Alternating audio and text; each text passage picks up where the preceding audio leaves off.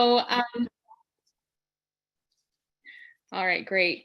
So, thank you all so much for being here today. I would like to begin by acknowledging that ASU sits on the ancestral homelands of the indigenous nations that have inhabited this land for centuries. Excuse me.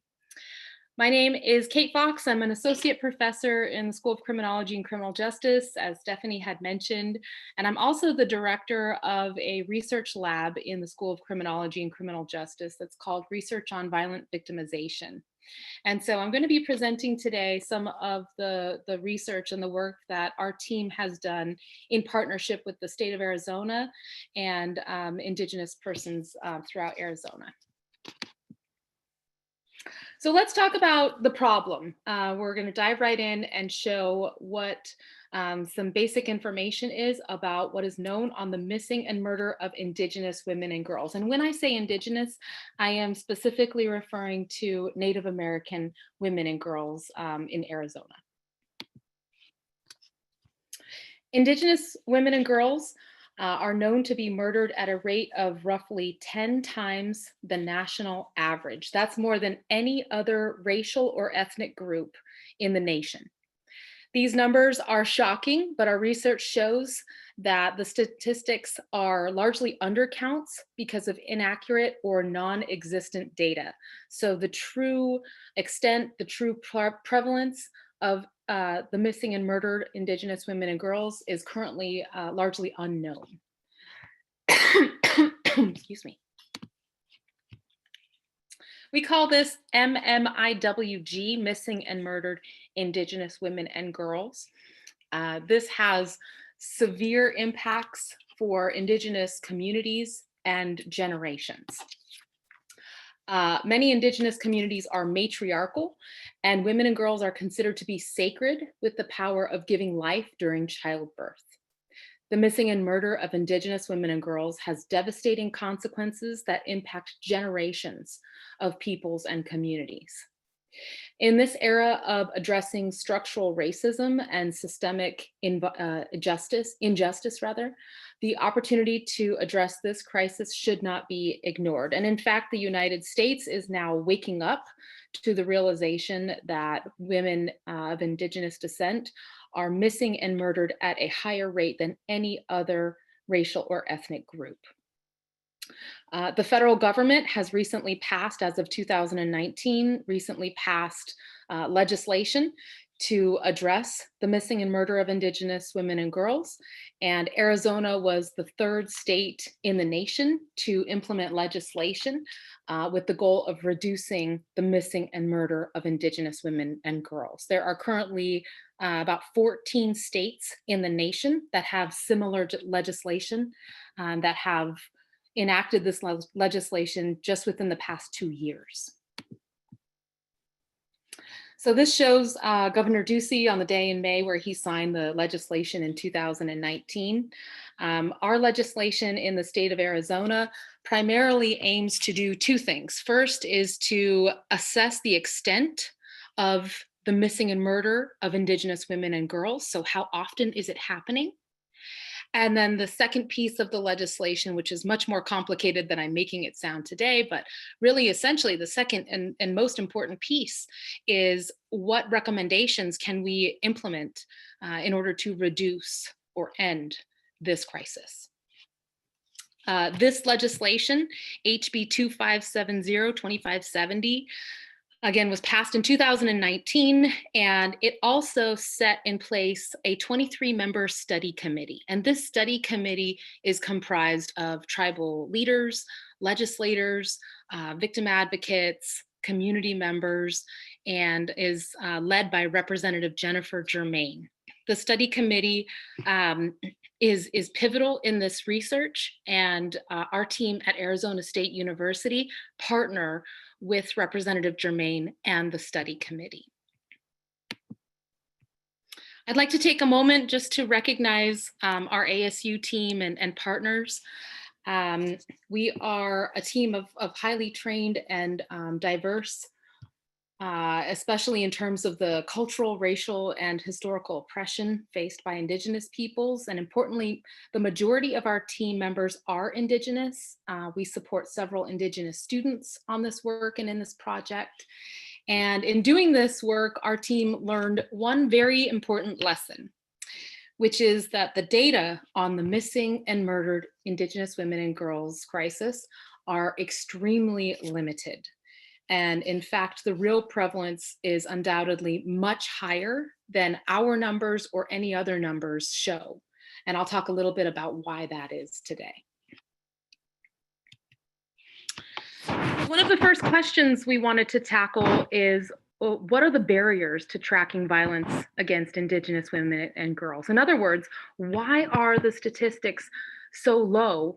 How is it possible that we don't have a good handle across the nation on how often this is happening? There are so many systemic barriers to tracking violence against Indigenous women and girls. I can only cover a select few today. But just to name a few, there are unique barriers in urban, rural, and remote areas. For example, Indigenous women in rural and remote areas have long distances to travel to go places, and also to seek help to escape violence if they're in a situation that requires them to do that. Some women and girls are forced to hitchhike to get to their destination, which leaves them vulnerable to potential attackers or perpetrators. Also, if women in violent relationships wanted to escape, there are many barriers to doing so in terms of finding transportation to get to law enforcement agencies or domestic violence shelters. And sometimes these shelters are hundreds of miles away, depending on how rural or remote the locations are where these women live. There may also be a lack of confidentiality among women who are victimized and between the women and victim advocates and even law enforcement officers, because sometimes very small towns are often very close-knit, tight-knit communities where privacy is sometimes lost. And even community members who happen to be driving by domestic violence shelters or law enforcement offices might see a woman entering the building, and therefore her confidentiality may be lost in that moment right then and there, just by being seen walking through the door. And women know this. And so some are very hesitant to seek help for the very reason that they want their private lives to remain private. And sometimes that's not possible or might be jeopardized. Also, in remote and rural areas, there's often a lack of phone or internet connection coverage. Pardon me. And this lack of technology sometimes can prevent people from communicating quickly when an emergency has happened. So I'll share an example of this barrier. Ashlyn Mike was an 11-year-old Indigenous girl who lived on the Navajo Nation reservation. And 5 years ago, almost to this day, in May, Ashlyn and her little brother were playing outside, and both were abducted by a man.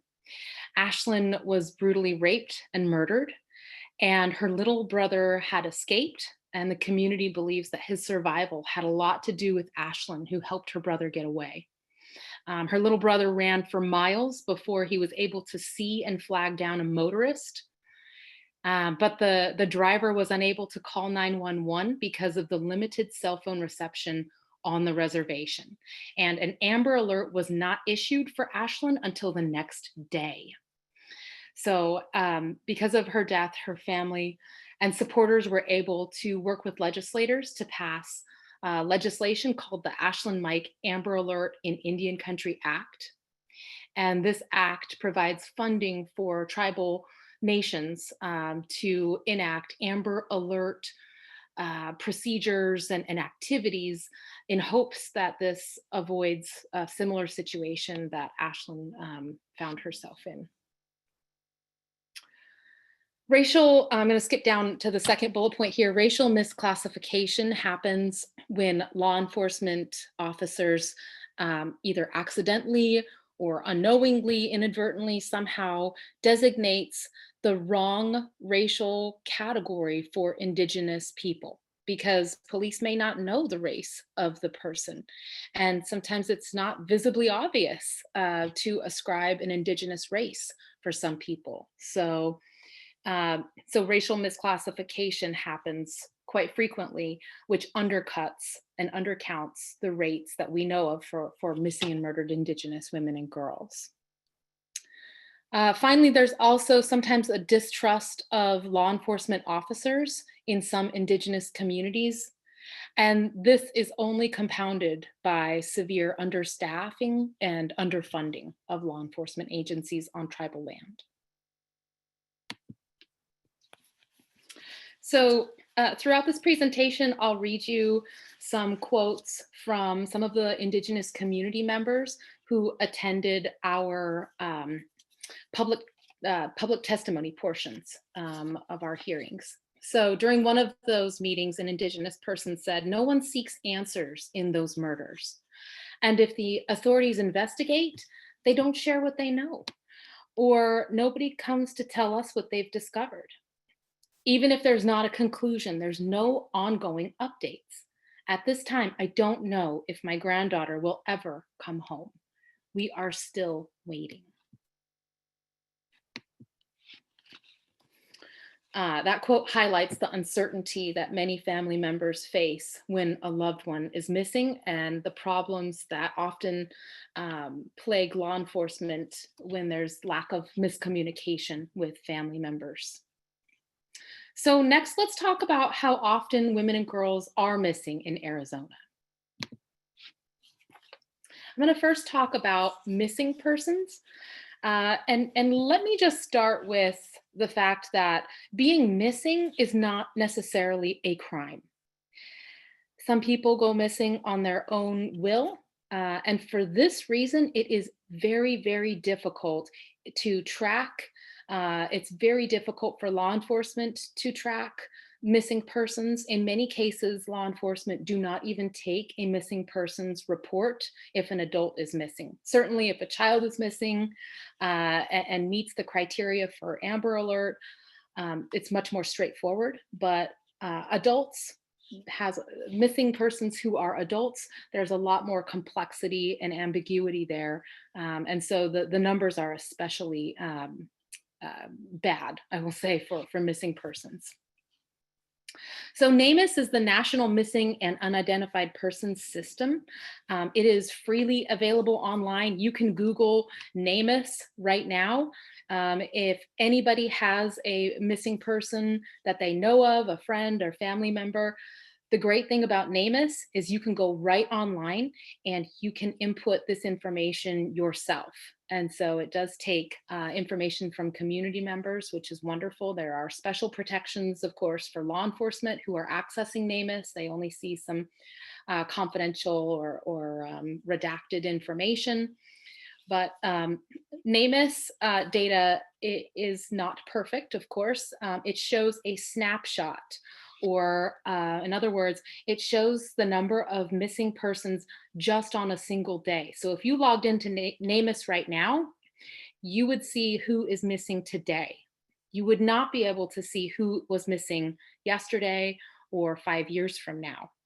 And so, so keep that in mind when I let you know these findings. This was only on July 25th, 2020, when we ran these results.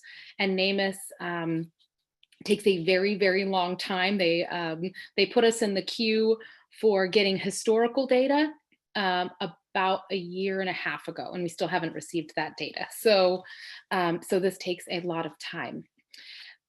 When we were looking at the data, we found on this particular day that 12 Indigenous females and 34 Indigenous males were missing. This shows you that the missing and murder of Indigenous peoples is not limited to females. It's not limited to only men, to only women or girls. This certainly is something that impacts all Indigenous peoples. In NamUs, on the day that we investigated, women in the report were missing from age 20 to age 54. Women were also missing for almost twice as long as men. The average length of time that the women were missing on the day that we looked were 21 years, whereas men were missing for an average of 12 years. Okay, so now I'm going to turn to another quote from a community member. They say, "I've been doing this missing person search for 5.5 years to have my cousin's name out there. I'm not letting go. He is not home, and that hurts." And this quote illustrates just how long some people wait. Some people wait for a lifetime and their loved one is never found. And so there are different complexities at play when people never have closure. One of the most alarming findings of our research showed that murders, so homicides of Indigenous women and girls, have been increasing over the last 40 years. We examined data only for the last 40 years. This was data from the Federal Bureau of Investigations, the FBI's supplemental homicide report. And so we were able to obtain data only for the last 40 years, and we show a clear and consistent pattern that homicides are increasing. Another community member said, "There's a lot of people that are missing here that people don't talk about." It's important to know too that some families and communities are open to talking about their missing loved ones. Pardon me again. And some people and families are not as open or comfortable in speaking out about their missing or murdered loved ones. In fact, in some Indigenous communities, the tradition and culture makes it taboo to speak someone's name after they have died. And this sometimes impacts whether a missing or murdered situation is reported. There are also cultural shifts happening along generational lines and in communities where individuals are beginning to talk about what happened more now than ever before. So let's go ahead and turn now to our other findings of our statewide study. We plotted the homicides on a map of Arizona, and we found that Indigenous women and girls are killed throughout the state of Arizona, with the highest number occurring in Maricopa and Pima counties. Of course, homicides that occur in rural, remote, sometimes reservation land are very difficult to track and may not be included in the FBI's data. So that, of course, would not be captured in our data if it's missing. We also found that Indigenous women and girls are murdered across all ages, from infancy to elder, with an average age of 31. And so this shows very clearly that women in their 20s and 30s are at the highest risk of victimization. So young women are at the highest risk of victimization. Another community member said, "Our matriarchs in our communities are disempowered. They are the voices and the community builders in our communities. They are oftentimes voiceless because the people that are expected to speak for the community are the men. But remember, we are a matriarchal community in this tribe. So to empower these women means creating safer communities, and enabling that safety means allowing them to speak."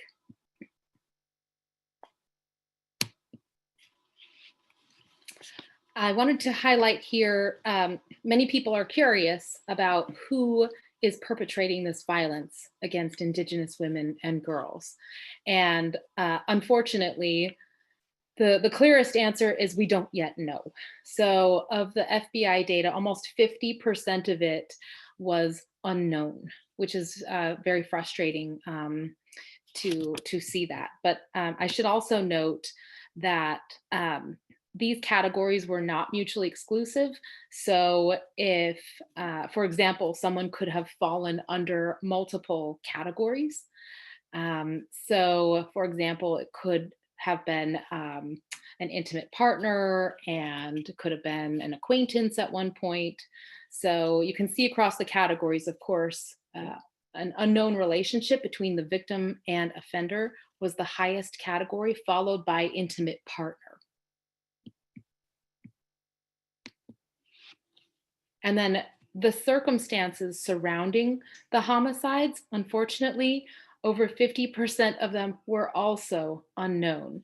Again, a very frustrating finding, um, which illustrates the problems in studying and researching complex problems such as these that don't have clear answers within the data that are already limited in and of themselves. So, followed by, so unknown was the largest category of circumstances. I'm not sure if you can read the rest of these. I'll highlight the largest ones. On the very right side here, it says argument related. So if a homicide occurred, it was most likely unknown, followed by an argument between the victim and offender. And then the third largest category is other. Again, a catch-all, something that doesn't really communicate exactly what happened. So the takeaway from this message is that still the data are so limited and still not very much is known about who perpetrates the violence against Indigenous women and how that violence comes about, what the circumstances are. Another community member mentioned, you don't heal if you don't have an answer about your lost loved one. And this really helped to communicate the gravity and the long-term implications of having a family member who suddenly vanishes or is killed without that closure. So the data doesn't provide that closure. Many times law enforcement officers are not able to provide that closure. And that really impacts families, as I mentioned, for generations to come. But I don't want to leave on such a negative note. I'd really like to emphasize that the crisis of missing and murdered Indigenous peoples, including women, girls, boys, men, and all peoples, is solvable. So solutions really need to be in close partnership with tribal nations to ensure that their sovereignty, their rights, their culture, their values, their political integrity, all of the above are respected. And so, as you can imagine, that is a long-term commitment, one that needs funding, resources for these tribal nations from the state. And so this is something that the state of Arizona has just recently embarked upon. I mentioned HB 2570. We now have almost the end of HB 2570, and that ends this September. However, there is a new bill that Representative Jennifer Germain is chairing, is leading, and that is HB 2099. And it extends the state's legislation, not just focusing on women and girls, but it's on the missing and murder of Indigenous peoples, because of the research that shows that this is something that happens to all, or can happen to all Indigenous peoples. So the first legislation, HB 2570, passed unanimously. It was a bipartisan legislation that received a lot of support, and we're expecting the same to happen for the second piece of legislation to extend and expand the legislative efforts and the policy efforts in this manner. So the work is not done. There are generations upon generations of violence and oppression against Indigenous peoples. And so this is something that's a culmination of systemic violence and oppression. So it's going to take much longer than just a couple of years to undo that, and to help ensure the safety and of Indigenous women and girls and all peoples. But the state is beginning that process. I am pleased to see. So I'm going to stop sharing my screen at the moment. Oops, there's my thank you slide. I'm going to stop sharing my screen. And Stephanie, I'm going to turn it over to you. I haven't read what's in the chat, but I'm going to take a look at that too. Yeah, Thank you. thanks. So feel free to either take yourself off mute and ask any questions that you would like, or if you would rather chat them, feel free to chat and I will read it on your behalf. And as we're doing this Q&A part, feel free to click on the link that Danya just posted again and take our survey. Are there any questions from the crowd? Yes, Olga. Hello, thank you, Dr. Ayers. Thank you very much, Dr. Fox, for your presentation this afternoon. I have a few questions. I will only ask at this point one, so that my other colleagues on the call will be able to have a chance to ask those questions. But out of the four that I have here, I'll just ask this one. Is there any correlation between age and age-bearing women regarding death and murder? So I know you indicated the age in which many of these women and young girls are brutally killed, annihilated. I'm wondering if there's any correlation about the fact that they are in that age-bearing time of their lives. Do you see that there is a broader malicious intent to rid the nations of their existence as a result of extinguishing women who are of age, of childbearing age? Thank you so much for that question. I think it's really important. And although the data cannot speak to that, so I cannot answer that with the data, I can say that in everything that I've read on the missing and murder of Indigenous peoples, it is clearly genocide. And so this is something that I think needs much more attention to. Your question needs much more attention to, that I simply can't answer at this time. The data does not permit me to do that. But I think that may be one layer of complexity for why younger women are being targeted, missing and are murdered more often than any others. And we don't have time today to go through, many of those others, but there's another layer to young women who are going to college for the first time, or getting jobs for the first time, and maybe leaving the safety of their friends, their family, the lives that they've known in their communities, and venturing out into more urban areas. And so then they don't have that safety net, and aren't typically trained or educated on the warning signs, what to look for in terms of unhealthy relationships, red flags. And so young women in their 20s and 30s are often experiencing romantic relationships for the first time, and they're experiencing college for the first time in some way, for some people. And so there's all of these complexities at play, which need to be worked out. In fact, that's one of the next steps that we have. We're going to be interviewing, I should say, our tribal members of our team are going to be interviewing young Indigenous women in their early 20s, and asking themselves, the people who are most at risk, what needs they have, what they think is needed to stop this crisis, what talks they've had with their family members, what they think would be helpful while they're in school to learn about, so that they can avoid those situations in the future. So that was kind of a roundabout way of not answering your question exactly.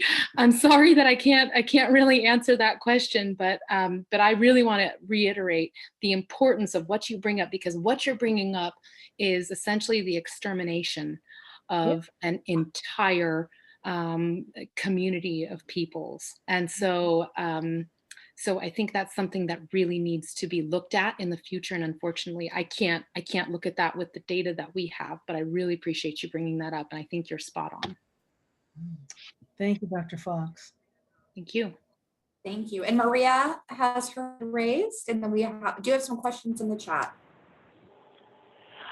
Yes, I was curious. I know you had put up the chart of, well, actually the map of Arizona and where areas, where there's more missing and murdered Indigenous women and girls in those areas versus others. But I was also wondering if there's been any success in identifying maybe even more specific areas, so like where freeways meet to go different places, or truck stops, or things like that. I don't know if that makes any sense, but where it's easier access to grab someone and get away quickly. Maria, thank you for your question.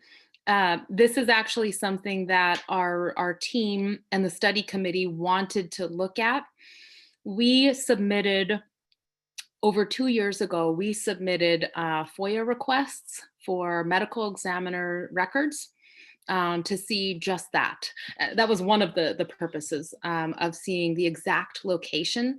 So the data that I presented today does not have that level of specificity. It only shows city and county. And so you're exactly right. We're missing out on, and the data that we have is the most precise data that I have seen on this topic. So when I say, we don't know, I mean literally the United States of America has not documented the level of specificity that you're talking about. Unincorporated roads, deserted roads, near interstates, perhaps where sex trafficking might be more prevalent, or the risk of that might be more prevalent. You are exactly right. That needs to be a next step to identify further hotspots, not just counties or cities, but actual very specific hotspots where women are going missing, so that prevention efforts can be cultivated to really address where these trends are. So we're still waiting. We submitted those. So we submitted, I mentioned the NamUs requests about 1.5 years ago. We submitted the FOIA requests almost 2 years ago and are still waiting. They told us before COVID, we were in a big pile of FOIA requests. And then after COVID hit, they said that they have about 7 years of FOIA requests to get to before ours. Wow. Yeah. That is unbelievable. Unbelievable. So thank you, Maria, for that question. And that's something we will be getting to when we get that data. Okay, thank you so much. Yeah, thanks, Maria. We have some questions in the chat. What do you think are some of the factors that you believe lead to the high rates of murdered and missing Indigenous women and girls?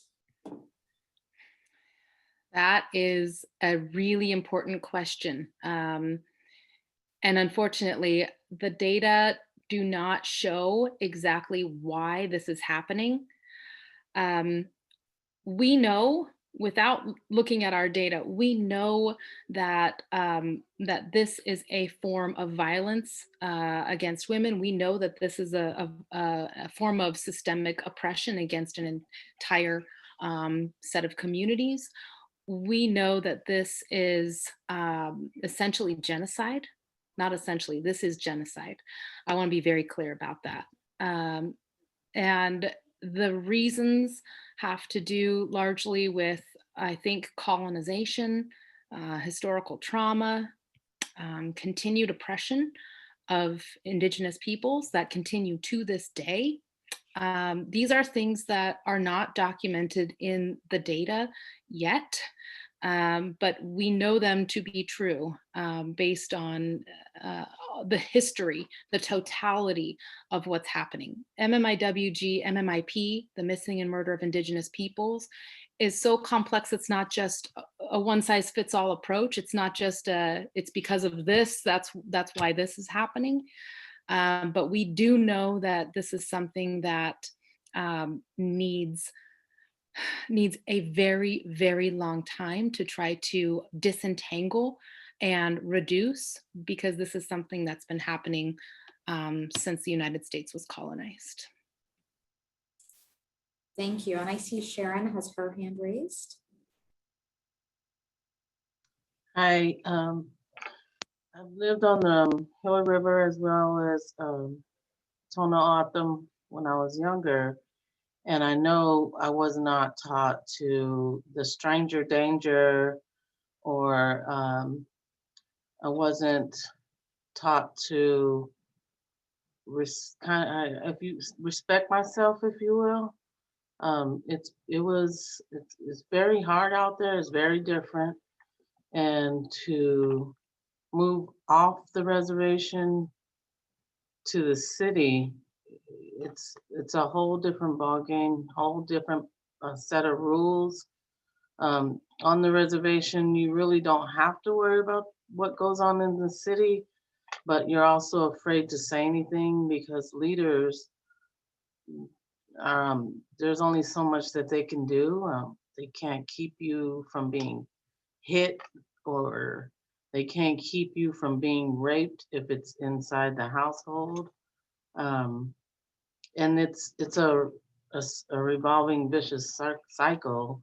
And I know when I lived in Santa Rosa, down there by Ajo, you had a lot of the border issues, which also will come in and hold people hostage in their own homes. And because you don't have that street smart, you don't know what to do. So a lot of that has to do with it, as well as being on Gila River. It's really desert, all desert, and there's nowhere to hide, or actually vice versa. It's lots of places to hide. And again, like someone said, there's no phone towers, so you don't have access to any service. But there's not really a lot of knowledge on street smarts, or even just your own, how to have your own values for yourself. So I have been working with this with Monica Antone, and so that's why I sought to get on here today. And I appreciate you all for being interested in helping our people.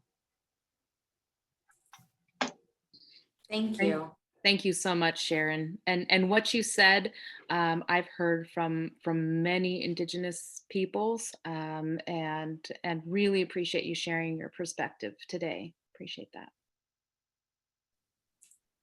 And I think that Sharon's comment actually is a nice segue into one of the chat comments, which is this bill that is currently law.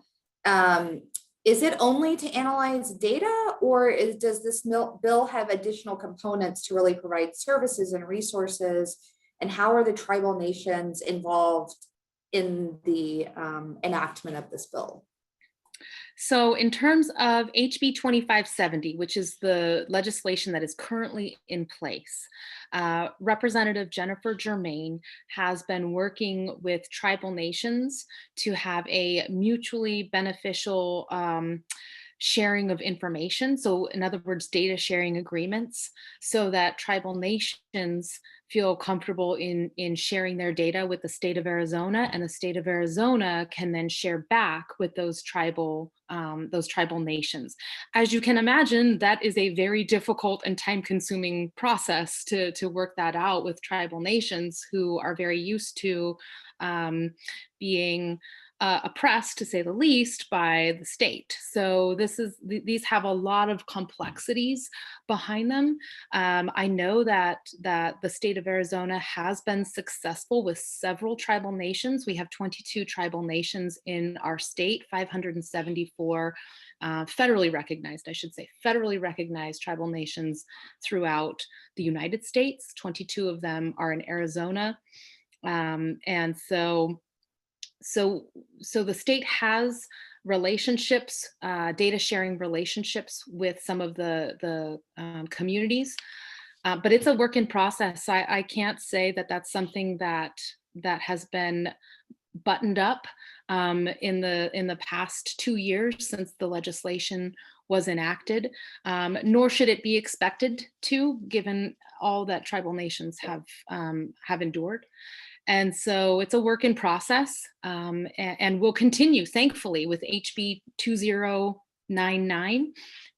Once that passes, we'll see the continuation of data sharing between the state and tribal nations, so that we can get a much better understanding of their needs, so that we can then address those needs, not just study those needs, right? Not just do extractive research where we're going into communities, finding out the useful information and then leaving. That's not at all what we want to be doing. So we want to be giving communities back what they need to apply for federal funding or state funding, so that they can help address their own and resource their own legislation, their own policies, really, take ownership over that. That's the only way that this will work, to reduce MMIWG, MMIP, and enhance the safety of Indigenous peoples. So I don't know if that answered the question. I can't find it in the chat to see if I answered it all. I think you did. Okay. We have a lot though, and we have 15 minutes. Vera, I see your hand is raised. Yes, thank you for sharing. This was very interesting. I'm coming at this from a researcher, but also a member of a marginalized group that has been studied in the ways that you're studying Indigenous folks. And I was wondering, what challenges do you have doing this type of work? I'm assuming you're not a member of any of these communities. And you've talked a lot about colonization and trauma and oppression and the buzzwords. But what types of work have you done to ensure, like looking at decolonization methodologies and so forth, taking it a step more to make sure that there's no unintentional harm done to these communities? Because I understand, like speaking like, oh, we want to give these communities the opportunity to help themselves. That still sounds very coming from a very Eurocentric perspective. And so as somebody who's had my own community studied quite a bit and has had my own community been harmed by social scientists, well-meaning social scientists, how are you making sure that your research is not inadvertently doing more harm? I really appreciate your question, Vera. Thank you so much for asking. And so this is such an important question. And I don't know if all of the viewers here really understand and I certainly don't pretend to understand all of the complexities around this, but there are Indigenous ways of knowing, and there are Westernized rigorous research ways of knowing. And often Indigenous people who have talked to me about this, and the Indigenous team members that I have, express the frustrations behind essentially not being trusted with their perspectives and their knowing of information. So, for example, I started out by saying one of the goals of HB 2570 is to understand the scope or the prevalence of MMIWG. That's a very Westernized way of looking at things. And so many Indigenous peoples in many Indigenous communities already know these things. Right? They already know these things. They may not be and are not published in academic journals or books, or things that researchers read, but it's important to acknowledge that there are kind of two competing worlds or two competing interests, essentially, that may not need to be in competition, but it takes a lot of time and intentional work to try to create these things that are joint. So a joint effort that doesn't look at things simply from one aspect or another, and tries to combine what we know from an Indigenous perspective to how we know things from a Westernized perspective. And this is like a kind of a shallow treatment of what I'm trying to get at. But under the time that we have to work with here, I will say that this is a lifelong journey to get to that point. It's not something that can be done in just a year or two or 10 or 50 or 100. But it is something that our team takes very seriously. We are Indigenous led, we are Indigenous informed, and not just with one Indigenous community. That's another aspect to talk about. There are multiple Indigenous communities, not just the 22 federally recognized Indigenous communities within the state of Arizona, but we have Indigenous peoples from all over the world here in Arizona. And so trying to do this work while honoring and respecting that that there are communities outside of the 22 federally recognized in the state is something that takes a lot of time, a lot of intentionality. And I know that our team has a series of advisors who work with us. We employ, with no money, by the way, we were given $0 to do any of this work. And we were able to employ a series, about 7 Indigenous students to work on this project. And so, and in addition to community and ASU tribal advisors.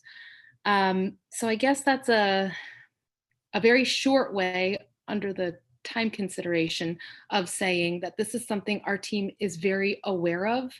And I don't think there's a perfect way to do this, but we make sure that our work is vetted with lots of different layers. So you're right, I am not from a tribal nation. And so I make sure that within our team that voices are honored, and that we are things in a very deliberate manner so that we're not overlooking something. And so that's probably impossible to do. I'm sure we're overlooking things. No research is perfect. No research team, no matter how diverse they are, can really honor all perspectives. So I want to at least mention that too, that we recognize that our work really focuses more on federally recognized tribes, but there are many, many tribes that are not federally recognized. So we're very careful with what we say in terms of what our data can speak to. Vera, I know that probably does not answer your question in totality, but I hope it at least kind of scratches the surface. I appreciate that and the complexities. I just asked from a school where we have an Indigenous ed program where students learn about Indigenous education and methodologies and decolonization methodologies. And I'd love to see folks in other disciplines adopting some of those methodologies. So I appreciate this. Thank you. Thank you. Thank you. Let's go back to some chat questions. Do you do the data indicate whether these disappearances are linked to human trafficking or online relationships that draw them into dangerous situations? Although the data cannot speak to this, I will say that one of our community partners works very closely to as a victim advocate and a rescuer of sex trafficked women and human trafficked women, I should say. And based on their observations within their data, they're seeing a very clear pattern with sex trafficking in Indigenous communities, and that being linked to MMIWG. But I cannot say from our data, our data do not speak to that, unfortunately. We don't have any measures of sex trafficking or human trafficking.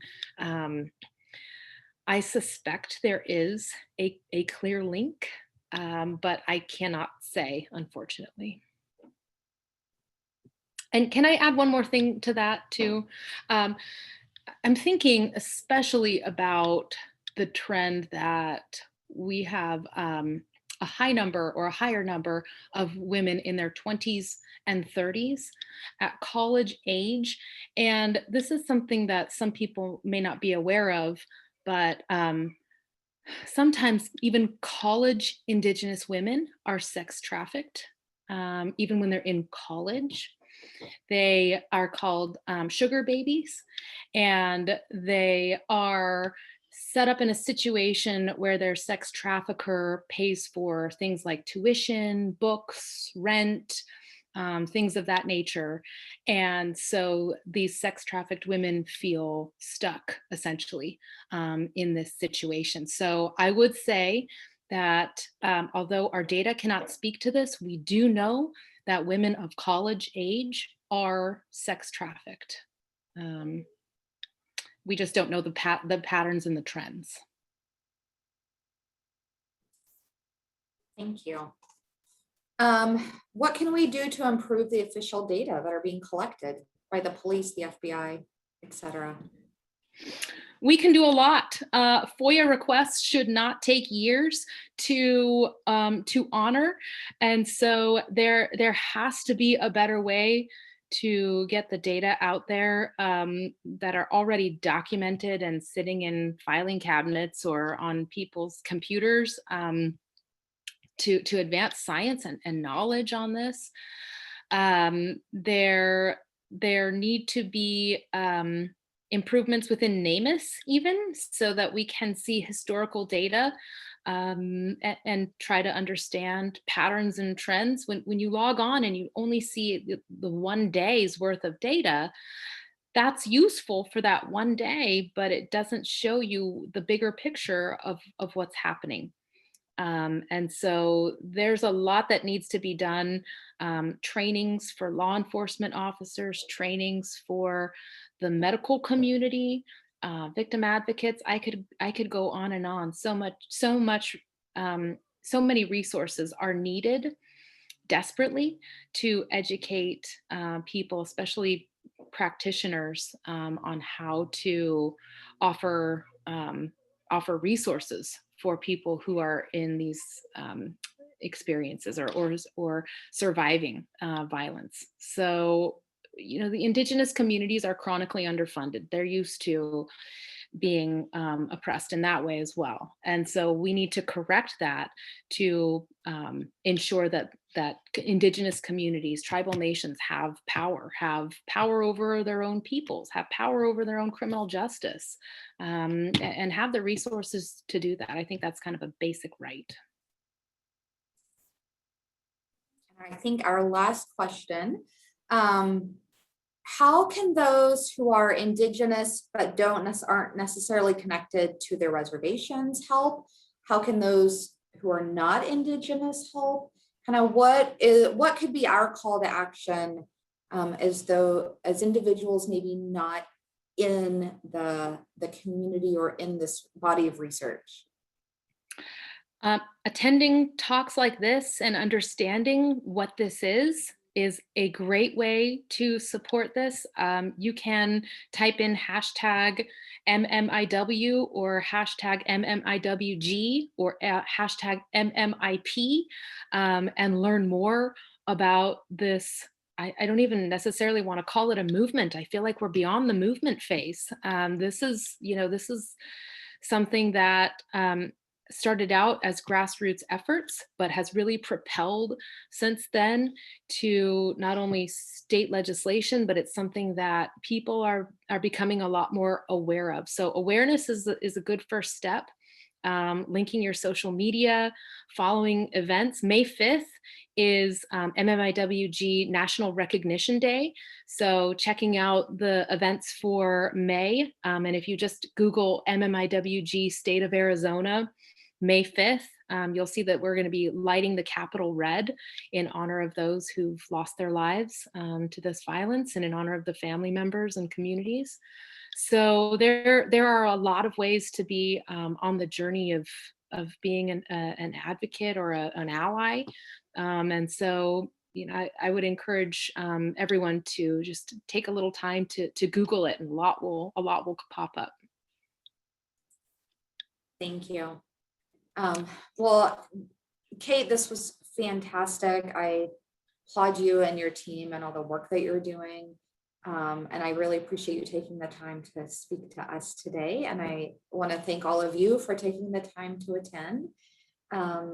And as we break for the summer, which is still odd to say in April, I hope to see everyone in the fall when we return to our Health Equity Lecture Series. And in the meantime, have a safe summer and stay cool.